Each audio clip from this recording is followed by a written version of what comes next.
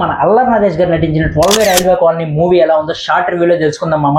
మీరు 150 పెట్టి మూవీకి వెళ్తారా లేకపోతే 100 పెట్టి మూవీకి వెళ్తారా? 150 పెట్టి మూవీకి వెళ్ళినట్టయితే హ్యాపీగా ఒక ఫుల్ బిర్యానీ తిని ఒక థమ్స్అప్ తాగి హ్యాపీగా పడుకోండి మామ. ఒకవేళ ఇది 100 పెట్టి మూవీకి వెళ్తారా, మినీ బిర్యానీ తిని ఒక థమ్స్అప్ తాగి అయితే హ్యాపీగా పడుకోండి మామ. అదే మంచిది నన్ను అడిగితే. మూవీకి అయితే అస్సలు వెళ్ళకండి, ఎందుకంటే చిరాకు దొబ్బుతుంది అనమాట. నేను ఫుల్ ఎక్స్పెక్టేషన్స్తో వెళ్ళాను, నాకైతే ఏమీ అనిపించలేదు. ఫస్ట్ హాఫ్ అయితే ఫుల్గా స్లీప్ వేసాను, ఒక 5 మినిట్స్ బాగుంటుంది అనమాట. అక్కడ లేపారు అనమాట నా పక్కన వాళ్ళు, దగ్గర బాబు 5 నిమిషాలు చాలా బాగుందని చెప్పి. సెకండ్ హాఫ్ వచ్చి ఒక హాఫ్ అన్ అవర్ అయితే బాగుంటుంది అనమాట, అంతకుమించి ఏం ఉండదు. అయితే ఈవెంట్లో, అదే ప్రీ రిలీజ్ ఈవెంట్లో అయితే మన అల్లరి నరేష్ గారు అయితే మూవీలో అయితే ట్విస్ట్లు అయితే చాలా బాగుంటాయి, వీళ్ళని ఎవరు కనిపెట్టలేరు అని చెప్తారనమాట.